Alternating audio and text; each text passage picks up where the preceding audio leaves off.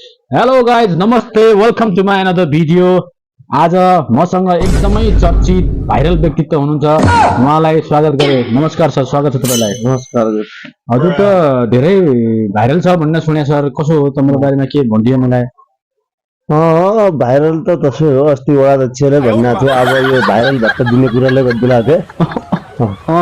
भन्ला थियो भाइरल भइरहेछ सर, तपाईँ अब भाइरल भत्ता पाइदिनु भन्ने कुरा गरिदिएको थियो।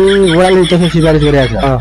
ए भनेपछि तम त धेरै भाइरल भनेछ, धेरै दुःख कष्ट सह्या होला भाइरल हुन्छ। तम्रो जीवनमा उतार चढावले धेरै भइया हुन्न।